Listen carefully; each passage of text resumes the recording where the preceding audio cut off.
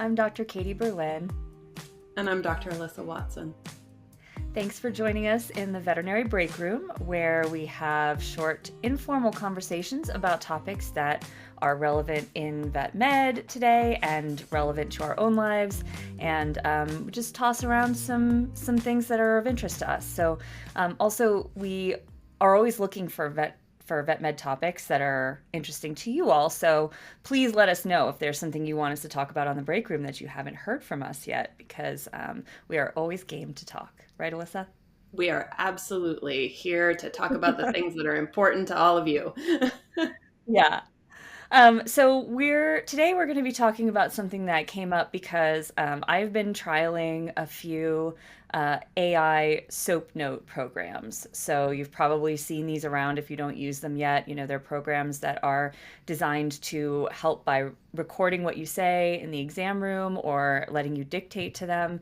And then they'll use AI to transcribe that into legible notes that you can then put directly into the medical records, so you don't have to spend time like sifting through sort of raw copy from just like a dictation software.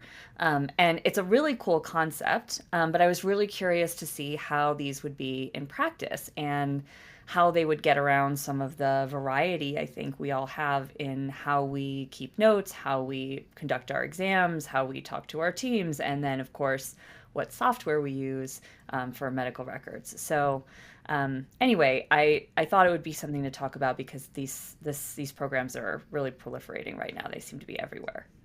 Yep, they What do you are think, Alyssa? absolutely all over, and it's so funny that you wanted to talk about this today, because the practice that I do work at a couple shifts a month just started using one, so literally like Oh, last month. So I've used it twice. I think I've had 2 shifts where I've worked and used it, and so I was excited to talk about this too. I know that several other doctors that I have spoken with have demoed them, not necessarily in practice, but at like large conferences. So, things like hmm. AMA, Western States, things like that. Were you able to demo these like in the practice, Katie, or was this something that you just got a shorter? Yeah, I had demo calls with them so that they could sort of show what the program could do, and then I, at least for the last one, got to take it into the clinic and give it a shot. And I was working only in urgent care for a couple of shifts after that demo call, so I didn't get to try it in general practice, which I think is key because I do think there are certain formats that lend themselves more easily to this, especially when you're not an experienced user. But we could talk more about that. But um, you know, basically, the one that I tried, and we're not naming names here because like this isn't really about like which programs are good and which ones aren't. It's more, to me, the concept of where they are right now and what the capabilities are and what implications that might have for how we practice and ways that this could benefit us besides just saving time. So without naming names, I did try one at an urgent care shift recently, and um, it was cool in the sense that basically like you could create your own template, which they would help you do. So I emailed them like my normals, like the things that I would want to appear automatically in my soap, for a normal body system, so I didn't have to type that over and over again. So they'll populate a template for you. If you have certain history questions that you always want to ask, if you have like certain aspects of your plan that you always want to touch on, they'll populate all that for you so that the AI software will actually put what you said into the place it feels it should go in your template. So, like if you're talking to the client and you say something like, oh, it looks like her right eye is a little bit cloudy, like, and I think I see an early cataract there, then it will actually put that into the line where you would otherwise have had, like, both eyes appear normal, normally visual, PLR is normal, whatever. So, it was cool that way because I was like, well, that at least it can kind of sort out my thoughts, especially if you get interrupted or there's conversation with the client. A raw transcript of that, if you're just letting your phone record for you, could be like nuts to have to go through and sift. That would not save time. So and it weeds out like conversation with the client about like their grandchild or something, that doesn't seem relevant. Um, but in my case, like the software that I was using at Urgent Care, Urgent Vet uses a software where you have to actually individually mark each body system in a drop down menu. So you can have a normal, but you can't just basically copy and paste your whole soap into one spot. And so it wasn't going to save me any time to have to go to my document with the soap findings on there that the AI had written for me and then copy each line separately and then paste it into each individual drop down menu in the PIMS and the practice management software. It just was not going to save time. And there was no other place for me to put it. So to me, the integration into the practice management system, where maybe it's designed for that system, seems critical at this point to me for this to be useful. What has your experience been like? Yeah, given what you just described, I am pretty confident that the program that we are using is the program that you described because it does exactly that too. And there are a couple there's, we have different doctors in the practice, and you can even make different soap templates for, either a different doctor or for a sick pet versus a pet that comes in for, routine preventive care, and have those go in. Luckily, the practice management software that we use, it does allow you to put just like an entire block of text in, as your Mhm. notes. And so I found that it's actually pretty seamless, but I could see how if you had a different type of software that, yeah, you had a check box for, cardiovascular, and a checkbox for ears, eyes, nose, and throat, and a checkbox for, abdominal palpation, that wouldn't work. It wouldn't save you any time at all. I will say that there were things like you said, it does the AI does try to weed out information that it thinks is extraneous, and I am a chatty Cathy. I Same, tend same. and I tend to chat. I see a lot of clients that I have seen for, over a decade, and they stalk me and wait for me to come in. And so oftentimes my day is filled with people that have waited to see me, and so we're talking about lots of things, sometimes their personal life and things like that too. I found that the AI didn't do a great job, honestly, Mhm. of picking up when our conversation got back to something that actually was clinical and I wanted in the record. It was not added in. Definitely left out everything that should be left out, but I felt like it didn't include a lot of the things that I really wanted in the record, that I felt were important to the case. And oftentimes those things, in looking back at it, were particularly particular, like, histories specific to that pet. Like, Mhm. we had mentioned when they were young they had parvo, or something that really was medically, relevant, especially when we were, or looking at medications, and just me having seen this pet for 5 or 6 years, knowing that they didn't do well with pills or something like that, and needing to prescribe a liquid, and things that really I would have put in my own record. I mean, Mhm. I tend to be, pretty detailed in my records. And so I put things like that. I'm like, I talked to this owner, and they did not want a pill. They did not want, this. We chose this medication for this reason. And I have gotten more and more detailed about those things the less and less I'm in clinic, right? Because Mhm. Yeah. I want another doctor, because I'm not going to be back for, Yeah. 2 weeks, maybe even longer. And I want another doctor to pick this up, read it, and know, why I did the things I did, not just what I did. Like, yeah, it's easy to say, oh yeah, we gave metronidazole. I want this doctor to know why I prescribed metronidazole, for this particular patient, especially with everything going on right now, and changing in thinking about when we're using different meds and antibiotics and things like that. And I didn't find that the program really picked up on those things, unfortunately. Did you see anything else like that? Definitely. Yeah, I thought the AI, and while you were talking just now, it was occurring to me that like AI learns, right? That's how it gets really, really good. I mean, the Chat GPT of today compared to the Chat GPT at the very beginning is on a completely different level because it's learned, which is terrifying to me. Like as we were talking before we started recording, like I don't know how the internet works, so like I definitely don't know how AI works, but I I feel like that's just not our area. So, but I it terrifies me that it learns so fast.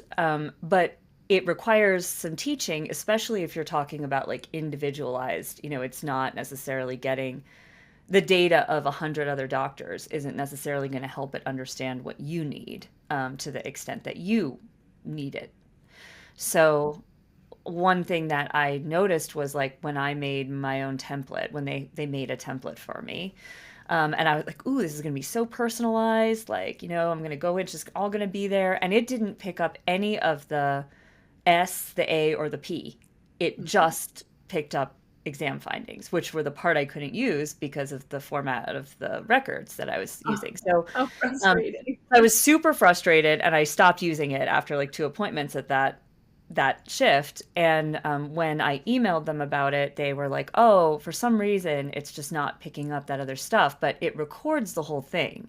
So the developers who were helping me at that point then could go in and make with their voodoo hands, like make something happen so that all of a sudden I had a history and Mhm. a plan transcribed in there in this version of the appointment I'd already done.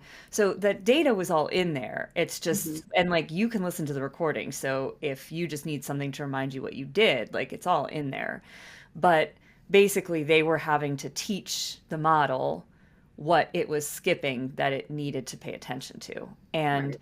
I think for somebody like I'm thinking about me in general practice when I was working, I was at the clinic 50 or 55 hours a week, and constantly behind on records, all day. And I was adamant about finishing records the day that they happened. So I never would go home with a stack undone, but that would mean I'd be there till late sometimes. And it was just so frustrating.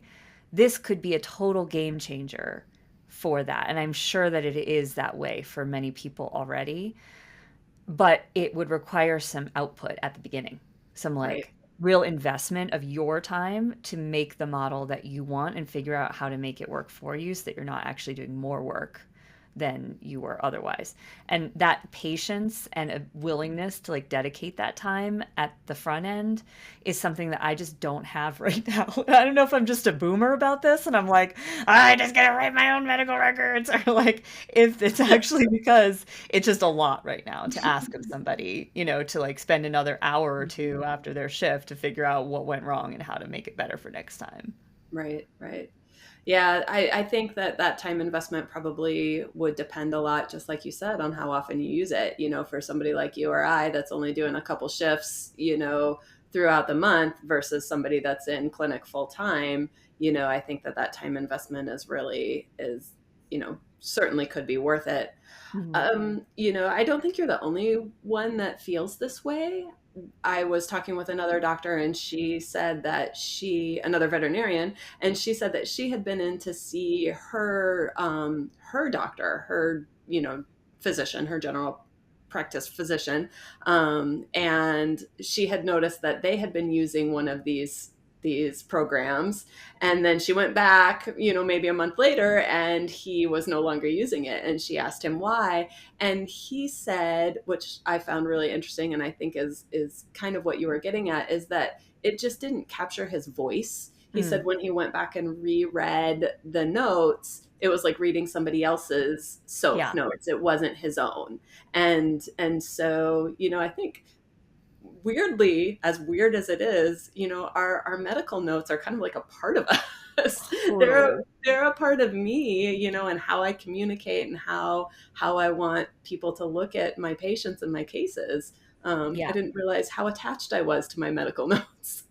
You're so right, Alyssa. And like, I had not really thought about that at all because, like, I've worked in practices that had an assistant in the room, like taking notes while you were doing your exam and talking to the client. But I always would go in, they were pretty bare bones for the most part because I would go in and just change all of them. But like, it would make it so the information was in there. But I never kept what they wrote. It always had to sound like me, with a couple of exceptions. And like Chandler Cluser, if you're listening, gold star, man, because I remember saying a couple times to him, like, did I write that or did you? And that is very unusual. So, anyway, thank you, Chandler, for all the times that you took notes for me. But for the most part, I would go in and rewrite them. And it wasn't because they didn't do a good job, it's because I felt like, in order to say, I remember what happened at this appointment, say 6 weeks later, when you go back and you look at the record and you're like, I remember writing that. I remember seeing this. I remember what I said to the client and it wasn't what she's saying, you know? And this is all from my brain. To me, that was important for reasons of liability, for trusting myself, for making sure that I could defend the choices that I made that day. And I would have a really hard time doing that if it's like asking Chat GPT to write a journal entry for you. They might capture all the information, but there's going to be something missing. So we might be, I don't know if we're the minority in that, or like, I don't know, because I don't know how other doctors feel about their medical records, but you're right. To me, they're very personal. Yeah. Looking to protect your canine patients against parasites? Look no further than Simparica Trio, Serraline Moxidectin and Pyrantel chewable tablets. The first chewable to offer triple protection from heartworm disease, ticks and fleas, and roundworms and hookworms. It's also FDA approved to block infections that may cause Lyme disease by killing deer ticks. Use with caution in dogs with a history of seizures. Serraline belongs to the isoxazoline class, which has been associated with neurologic adverse reactions. The most common side effects were vomiting and diarrhea. Visit SimparicaTrioDVM.com for full prescribing information. I was surprised by how personal my records were. It took this for me to actually realize it. Yeah. Yeah. So that was funny. I think and we've had podcasts.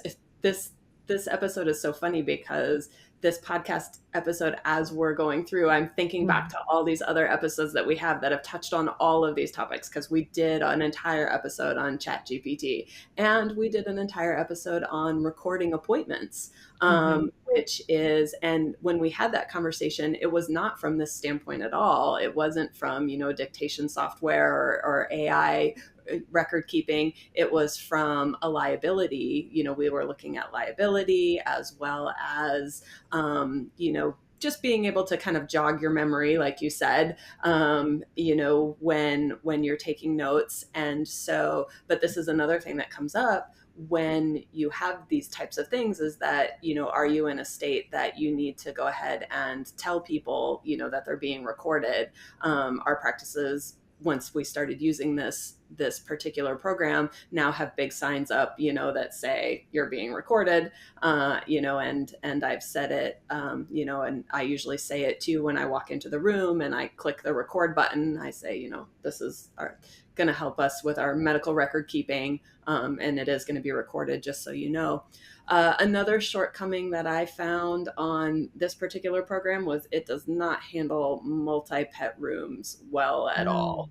And that became frustrating. I had a room with a client that brought in 3 young cats, all with upper respiratory, signs and symptoms. And it was much easier to do the appointment as a whole group, but then we basically had to throw out that transcription and just, restart everything from scratch.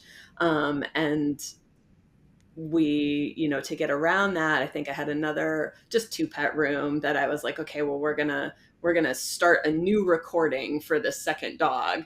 And that just seemed like a waste too. It was like going back and asking all the same, questions, and the client seemed annoyed. And so I don't know the best way to get around that either.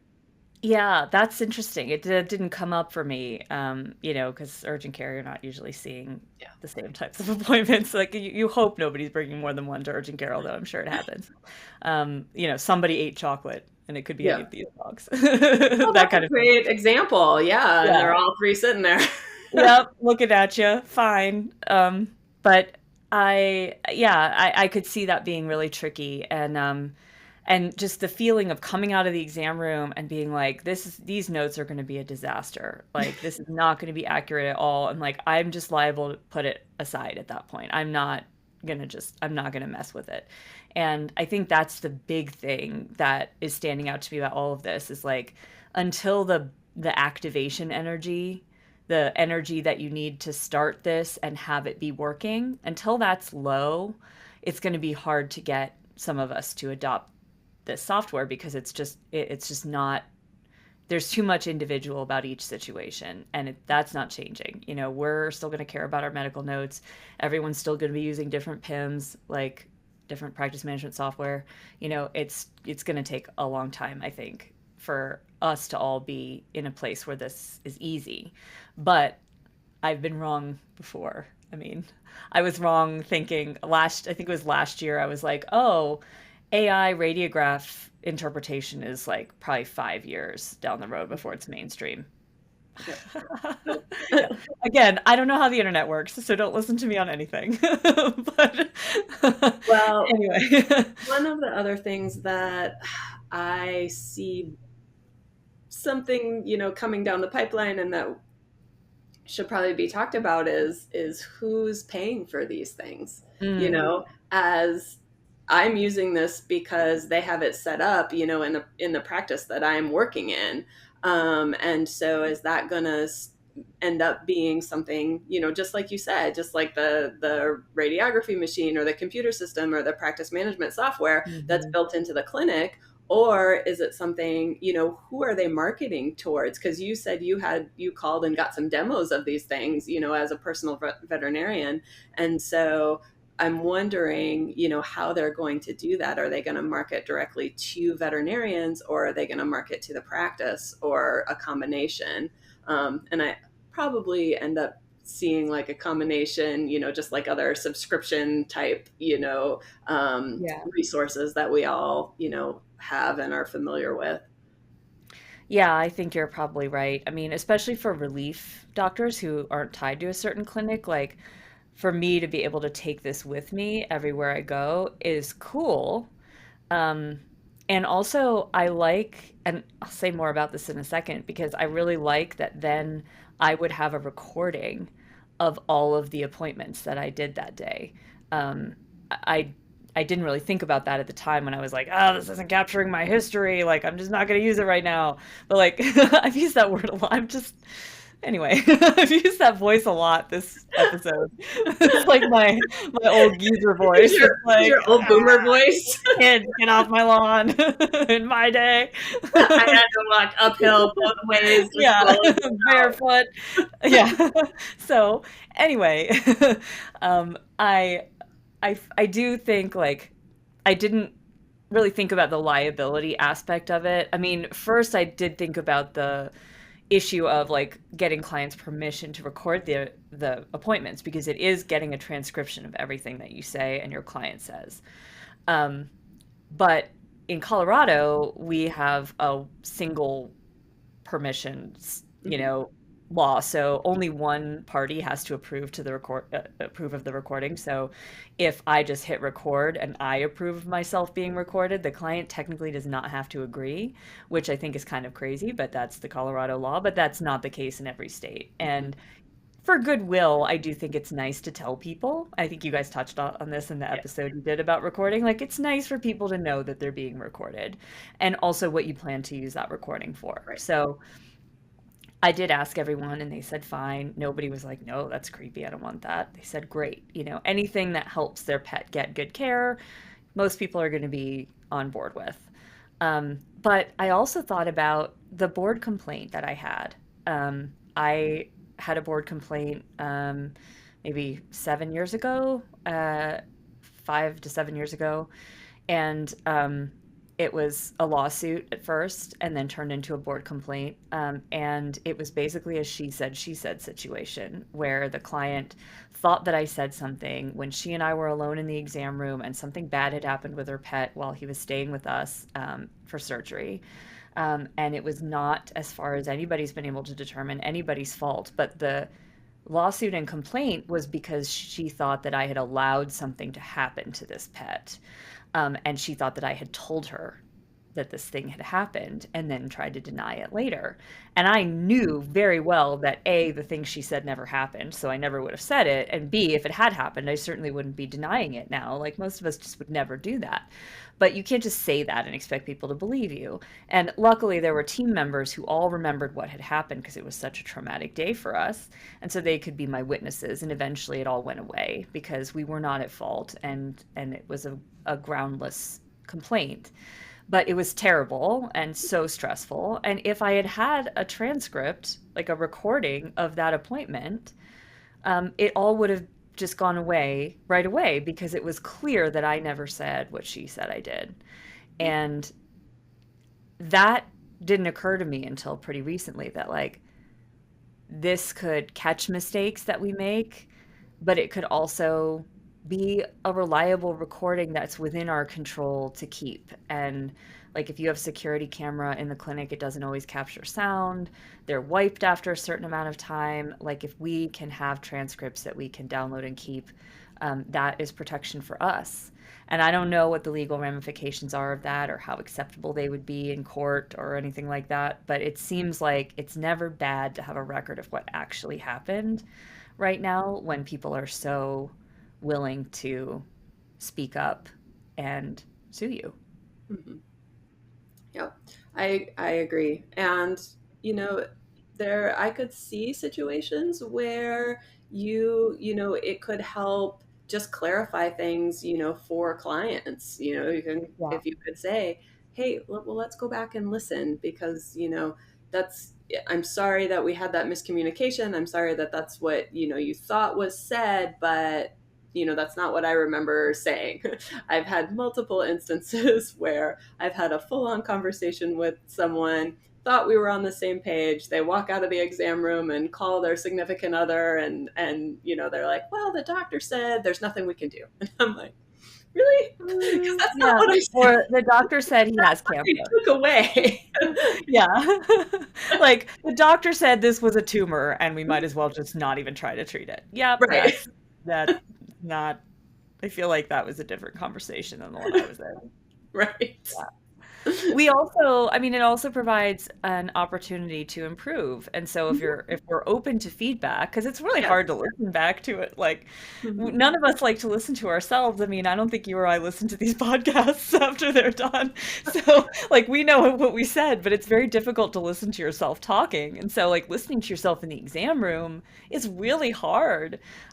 But if you're willing to take that as constructive feedback and say, okay, what could I learn from this situation? If the client didn't pick up what I was putting down, Mhm. like how could I do things differently next time?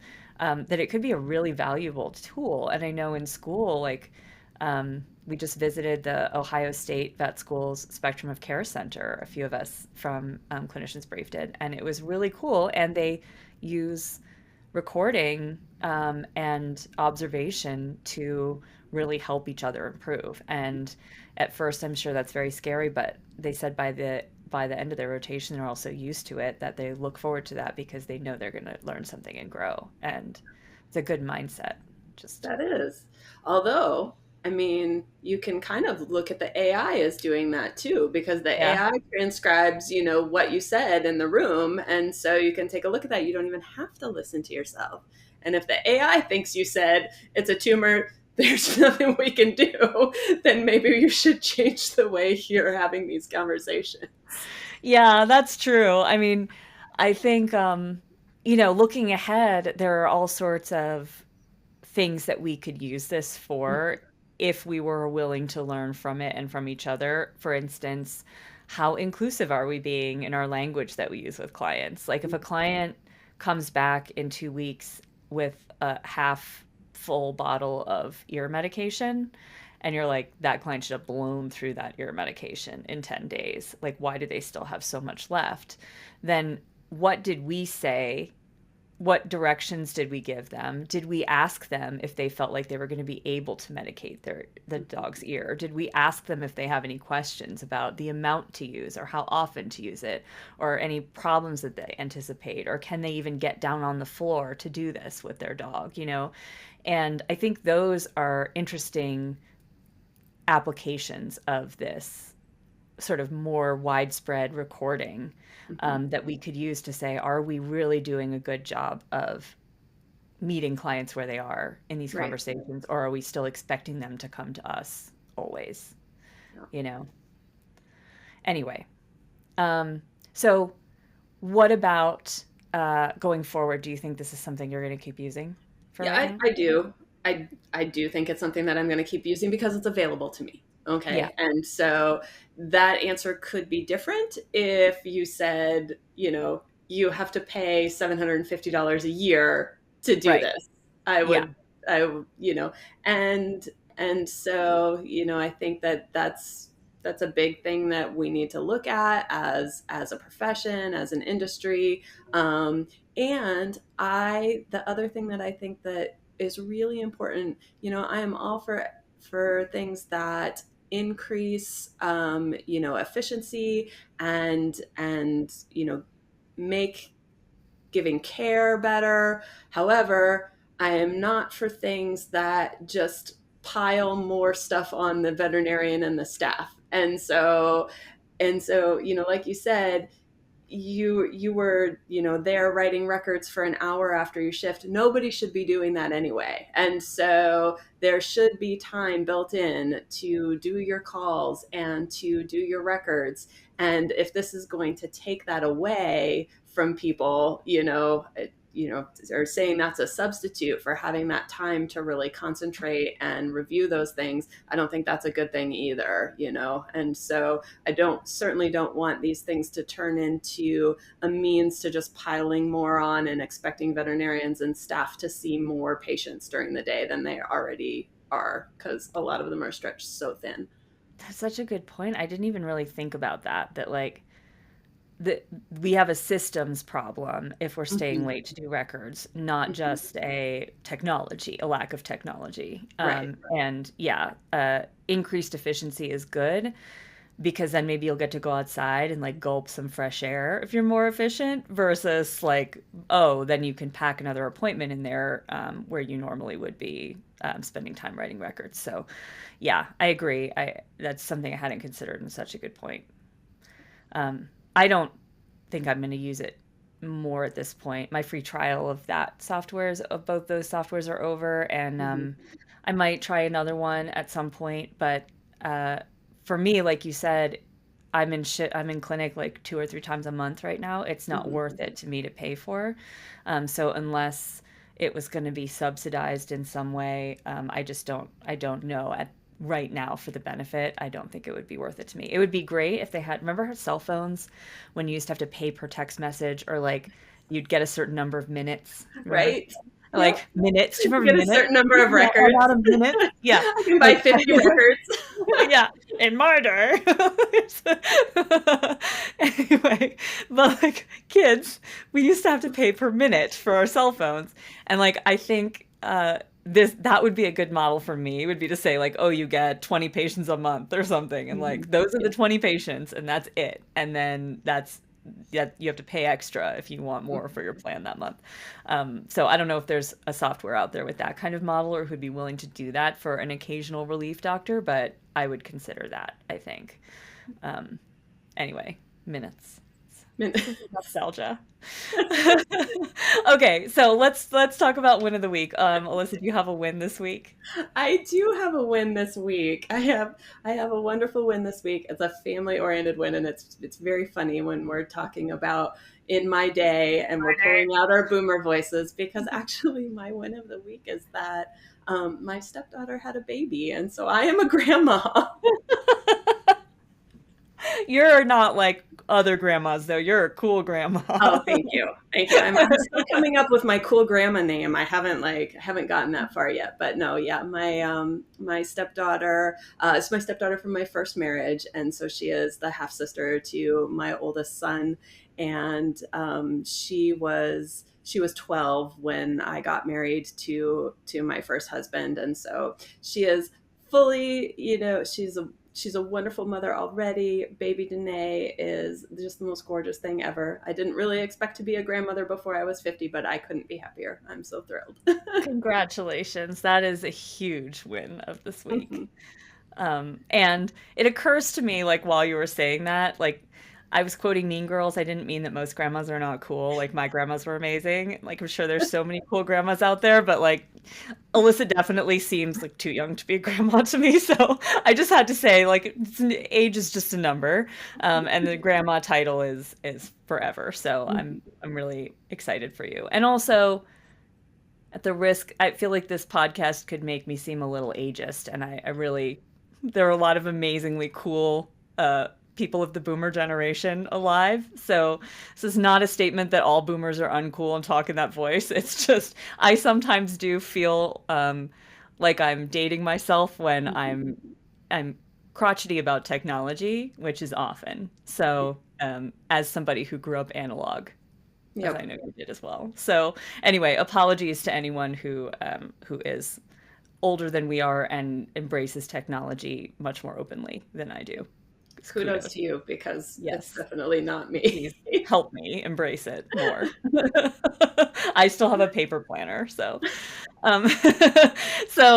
my win is also family, although there's no new baby in the picture, and I don't think anything can top that. But I did get to see my brother and sister-in-law. They were in town this weekend, and we got to work out together, which is really fun. And we went paddleboarding, and they cooked dinner for us, and it was really nice to be able to just hang with them, and made me sad that we live far apart right now, but I'm very glad to remember and be reminded that they're just a plane ride away. So yeah, that's wonderful. I'm so glad that you guys had a great time. All right, well, I think that wraps it up for today. AI soap notes. If you have experience that you want to share, please reach out to us. You know where we are. We're on all the social platforms, on YouTube. Leave comments, start a discussion, because this is really this is a topic we're only going to be talking about more in the near future. And we will thank you so much for joining us on the Break Room. Alyssa, thank you. It's a great chat as always. We'll see you guys next time. Yep, see you next time. Thanks for joining us in the Veterinary Break Room. If you enjoyed today's episode, you can find us wherever you listen to your favorite podcasts, including a video version on YouTube. While you're there, make sure you subscribe, rate, and review us. You can also listen to or watch our podcast episodes on our website at cliniciansbrief.com/podcasts, or drop us a line at podcasts@vetmedics.com. Veterinary Breakroom is a VetMedics production produced by Alexis Ussery and co-hosted by me, Dr. Alyssa Watson, and Dr. Beth Mollison.